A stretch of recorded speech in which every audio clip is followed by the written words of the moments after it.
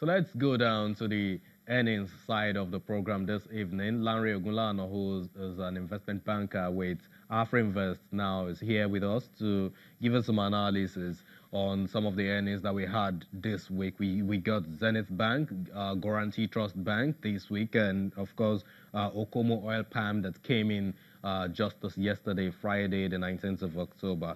Lanre, it's really good to have you. Join us again on the show. Welcome again on Capital Markets. So let's begin with the banking numbers. Give us a sense of your initial impression when these tier one names started releasing their earnings for the market to digest.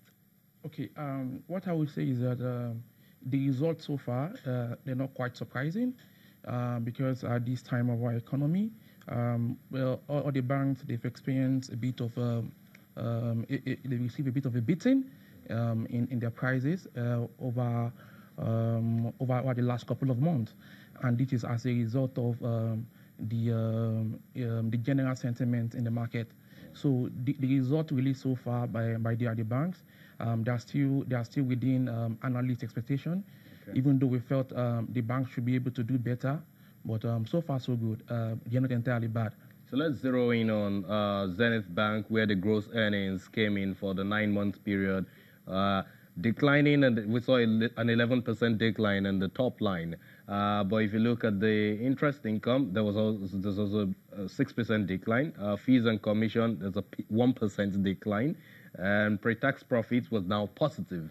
That's by 10%. And then the post-tax profits positive by 12 basis points, or 12%, so to say, to 144.18 billion naira. Give us a sense of what this means to investors. How did we arrive at these numbers? A negative top line and a positive bottom line. Okay. Well, one thing is that Zenith Bank is one of the top performing bank in the banking sector. So you can be sure that there is so much scrutiny on the stock. The stock experienced a top line growth, a top line decline, and a bottom line growth, which of 10% in the top line, and the PAT was around 11.76%. So generally, we realize that there's a decline in the bank loan book. So that is responsible for a decline in their net interest income. So you could see that at this time of the year, the bank is not giving out as much loans as they did last year. But that's not typical of Zenith Bank alone. There's a bit, I think it's common with the banking sector generally now. Yeah, it's common in the banking sector generally now. Knowing fully well that we have election next year, including the investors and the risk guys in the bank. There's a bit of caution on how they give out loans, and the bank, they're a bit more bullish than each other.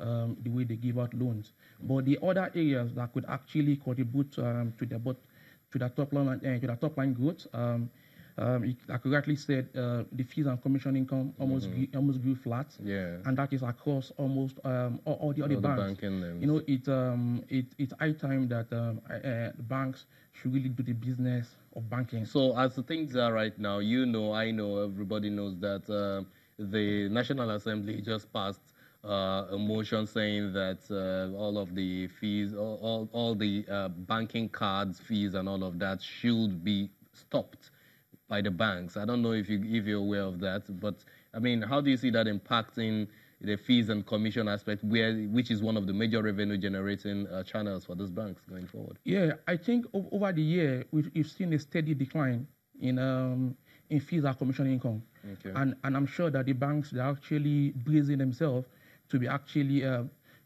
positioned for the loss of revenue in that area.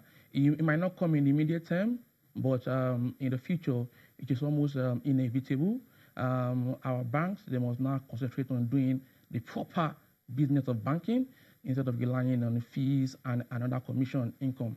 But actually, you will not actually blame the bank because the cost of operating business is very high in this part of the world.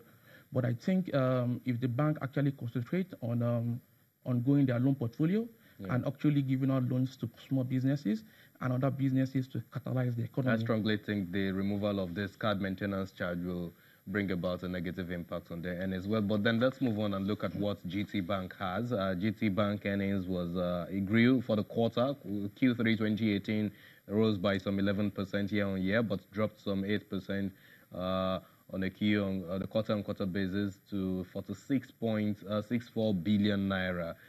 What do you make of what GT Bank's numbers looks like, basically, in terms of all the other ratios that we use to measure their performance? Yeah, I think the GT Bank result is within analyst expectation, and it's quite is a bit impressive. The bank was able to grow their top line, and they were also able to grow their bottom line. They also did. They were also able to fees and commission income also grew. Didn't grow. Also stagnated, while net interest income also declined by 10%.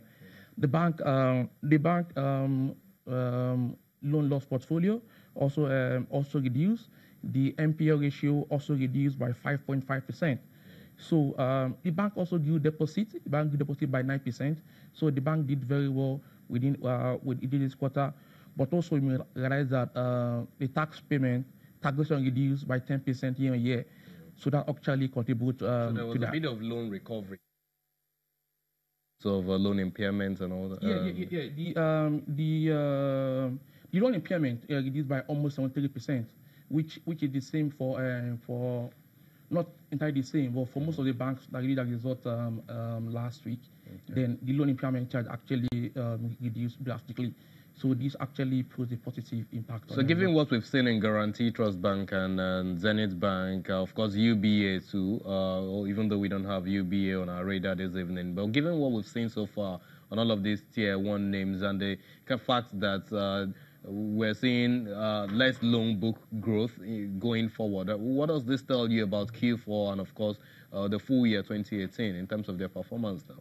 Okay, in terms of this Q3 result released so far, if we annualize up to full year 2018, I think most of the banks that release result they're not doing bad. If they carry this performance into Q4, but we really don't believe that there will be any significant improvement in loans throughout the Q4. The banks will continue to be cautious. They will continue to give loans to the critical part of the economy, or there will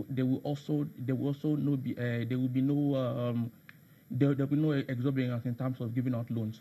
Okay. But we believe fully that by the time election is approaching, then the market will fully incorporate all the information, and banks will continue to give out loans. Okay, the agric space right now, we've got Okomo Oil, Palm. It came in yesterday. It's really banging fresh for investors. So let's look at the role that operating expenses now plays in there. Yes. Operating expenses is still a major drawback for Okomo Oil. But aside that, the oil palm production company is still struggling to go top line. And if you can't go top line, except you do some magic, it might be a bit difficult for you to go bottom line. And the issues, they are still the same. They are still the perennial issues in the agri sector. That there's a weak global crisis for CPO, which is affecting the local prices of their product. So it's a bit difficult for them to push up their top line. Also, the importation of oil from around the borders is still in the market. Okay. And we are in this same country. We know that the disposable income of Nigerian populace is reducing, so the capacity to produce all these food fast FMCG product is still a bit of an issue. Okay. Thank you very much, Lanre Ogunlana, investment banker with AfriInvest. We really appreciate your moment on the show. Thank you for your insight. It's really insightful. Thank you so much.